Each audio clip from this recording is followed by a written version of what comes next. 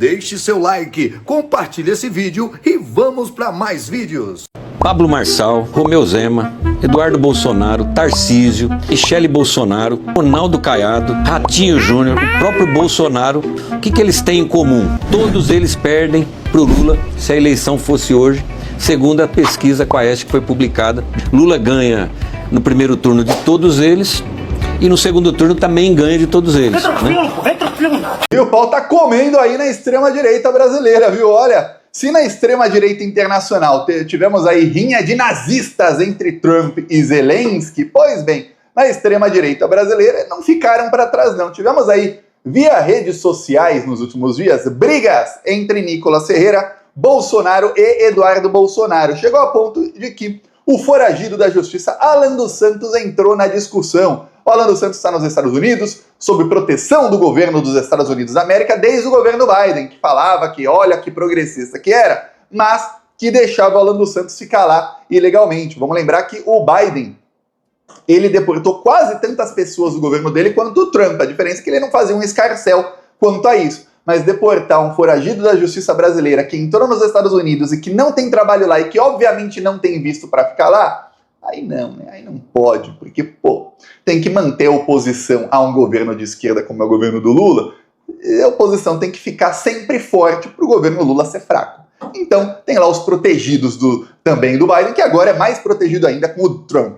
Pois bem, eis que o Alan dos Santos estava falando aí sobre o Nicolas Ferreira. O Nicolas Ferreira fez algumas coisas que desagradaram o bolsonarismo nos últimos tempos. Eu vou falar todas essas coisas que ele fez que desagradaram foram porque o Bolsonaro está com muito medo de ser preso e o Bolsonaro vê que quando ele for preso já tem gente querendo tomar o lugar dele e que éramos referência em segurança e tranquilidade. Nos últimos meses aumentou absurdamente os moradores de rua, cerca de 94% comparado aos anos anteriores. E com isso também veio a violência. Esse 94% aí tem aquele cheirinho, sabe, do ITC, Instituto Tirei do Símbolo do Cobre. Eu fico imaginando qual é a solução que esse rapaz tem para a população em situação de rua. Se não é alguma coisa próximo assim à Alemanha 1943. Moradores de rua invadindo prédios abandonados. Coitado do prédio abandonado, né? Ainda bem que tem esse guerreiro Jair Renan Bolsonaro para cuidar desses prédios abandonados que estão sendo invadidos. Pô, vá te fuder. Quando a bancada de oposição da Câmara de Vereadores tenta agir para achar uma solução, criando assim uma comissão para resolver o problema, o líder do governo, juntamente com o PT... E o PT? Sabe quantos vereadores do PT tem em Balneário Camboriú? 1. E Renan, tá aqui o seu troféu Mário Frias por tentar fazer cara de malvado enquanto lê o texto aí, porque nem isso tu consegue fazer, já que se fizer um exame de fundo de olho em você, dá pra ver a nuca. A cidade tem que ter de volta a segurança e a tranquilidade que sempre tivemos. Sei que não vai ser fácil. Balneário Camboriú escolhe um vereador que não consegue tomar conta nem do próprio quarto e quer solução? Vá tomar no... E porra, tu é o maior fechamento do governador Jorginho Melo. Fala com ele, porra, ele resolve o problema da segurança pública aí. Porque a segurança pública é de responsabilidade do governo do estado, né? Como se não bastasse, desceu pra ABC um 7, acusado de falsidade ideológica e uso de documento falso. O sujeito virou réu por lavagem de dinheiro. Porra, assim não tem como Balneário Camboriú melhorar a segurança. 2 Bolsonaros virando réu, hein? Mais um, a família pode pedir música no Fantástico. Se contar o Léo Índio, já são 3 Bolsonaros virando réu. Se bem que esse aí, pra variar, fugiu. Honrando a família, é mais um covarde frouxo. Na pandemia é assassinato! Chega de frescura, de mimimi. Vão ficar chorando até quando? Cada morte de um filho, eu chorava por essa mãe, sem saber que meu filho ia passar por isso. Vai comprar vacina, só quando aqui na casa da tua mãe. E choro, e vou continuar chorando. Estou com Covid.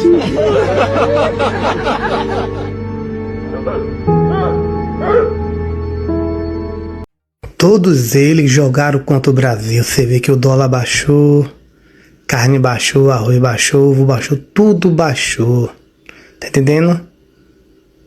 Tudo baixou. Lula tá viajando o mundo, trazendo investimento pro Brasil. Aqui na Europa, eu tô na Europa, eu sei do que eu tô falando. Como o Brasil tá sendo bem visto agora. Tá entendendo? Aí, cadê? Cadê? Fala, até quando que vocês vão ficar ali na frente pedindo golpe de Estado? Não é golpe de Estado, isso aqui é uma manifestação democrática. Mas vocês estão pedindo pro Exército anular a eleição, isso aí seria um golpe. Não, ninguém tá pedindo pro Exército anular a eleição. Mas o que vocês estão pedindo então? Ou eu falo ou você fala. Não, As então eu quero saber o que é. ocorreram de maneira irregular. Qual que é a irregularidade? A fraude. Mas qual é a fraude? Tipo, onde está essa fraude? Por que o código-fonte não foi apresentado ainda?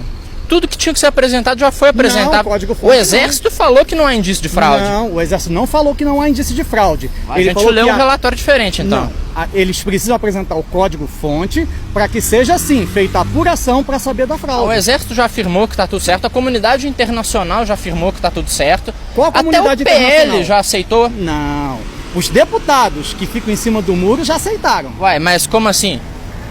Antes a eleição era uma fraude. Mas aí o Xandão pede pra revisar o primeiro turno também, aí deixa de ser, tá tudo bem?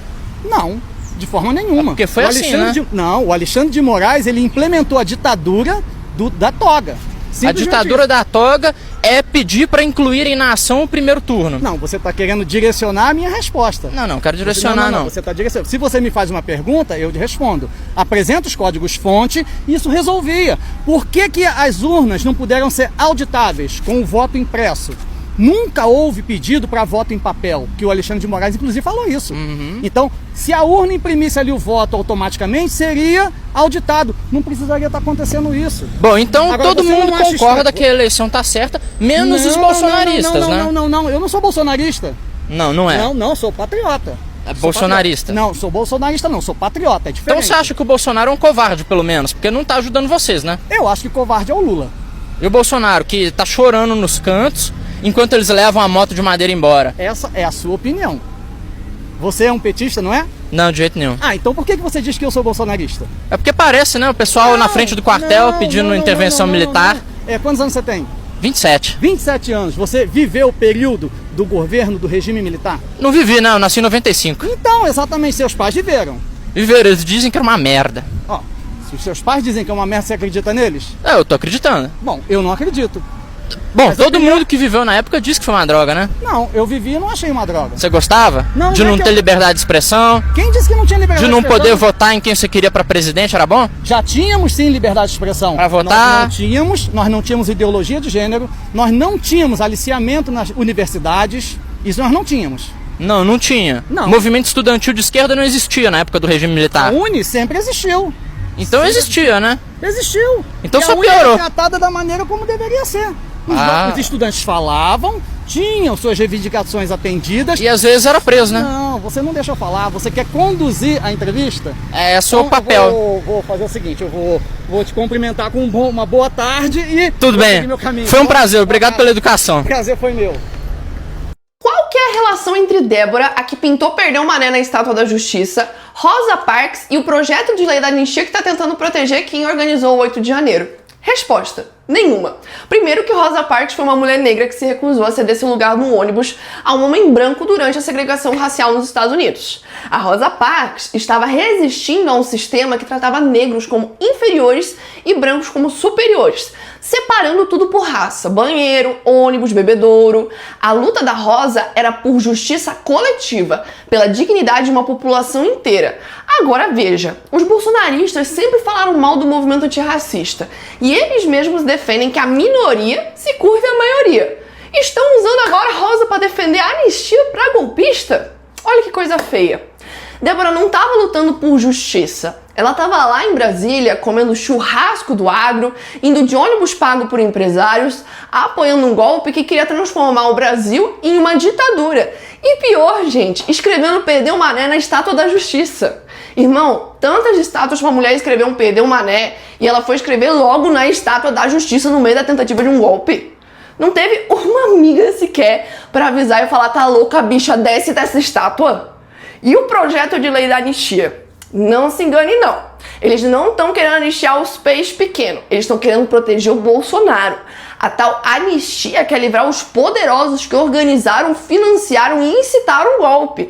Esses poderosos estavam com as suas famílias, em seus apartamentos de luxo, até em outro país. Longe da confusão e da quebraceira, mas tudo online, manipulando a população pelas redes sociais para garantir seus próprios interesses. Eles que colocaram pessoas comuns como Débora na linha de frente para tomar porrada por eles. Mas são esses poderosos que querem anistia, que estão por trás disso tudo. Que pagam churrasco, os ônibus, financiam os acampamentos em frente de quartel em Brasília. E é o que Black Sabbath chamaria, né, de porcos da guerra, sabe? Os poderosos que orquestram as guerras e conflitos sem se importar com o sofrimento real da população. Pois é. Então não caia na manipulação. Eu sei que você é mais inteligente do que isso. O que eles estão tentando fazer é criar uma historinha bem contada, dizendo que quem apoia a anistia tá lutando por justiça, como a Rosa Parks fez lá no passado. Mas isso não é verdade. Se você não quer ser manipulado, preste bastante atenção no que eu vou te falar agora. A luta de Rosa Parks é uma coisa, é uma luta coletiva pelas minorias. O que está acontecendo agora com Débora e o PL da anistia é outra totalmente diferente. É sobre as elites. E certamente, se Rosa Parks estivesse viva hoje, com certeza ela não se levantaria para pessoas como Bolsonaro e Nicolas Ferreira. Então compartilhe esse vídeo, mande no grupo do Zap, no grupo dos amigos, no grupo da igreja, no grupo do Baba, no PV de cada bolsonarista.